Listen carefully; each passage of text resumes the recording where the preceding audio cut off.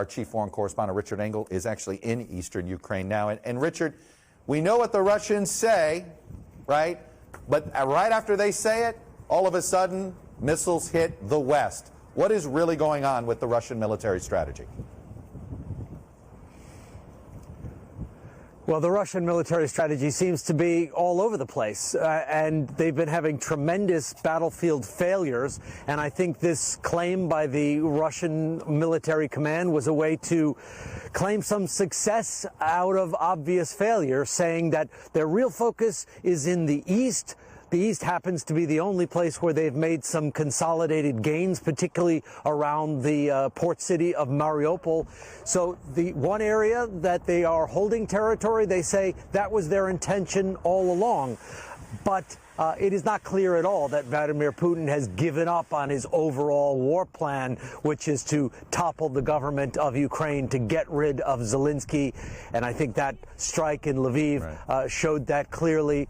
It may have also been a strike aimed at President Biden, a bit of an insult to say, we're going to strike right near the Polish border while you're in Poland, making some bold claims and making some insults at Vladimir Putin, calling him a butcher, among other things. You know, Richard, I'm curious, how did the presidential ad lib that may go down in world history, how did that go over with President Zelenskyy? Well, I don't think President Zelenskyy was overly impressed. President Zelenskyy spoke this morning and effectively accused Western leaders, he didn't mention President Biden by name, of being all talk. And I'll read you just a translation of his comments from a short while ago.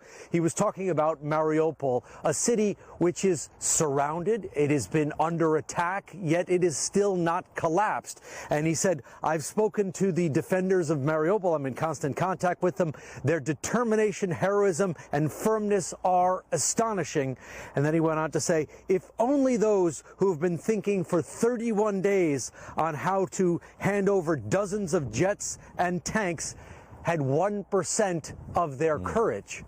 So he's saying that that meeting in NATO, which promised a lot of support, still isn't yielding the kind of results that Ukrainians want. Richard Engel, who's in eastern Ukraine right now. Richard, thank you.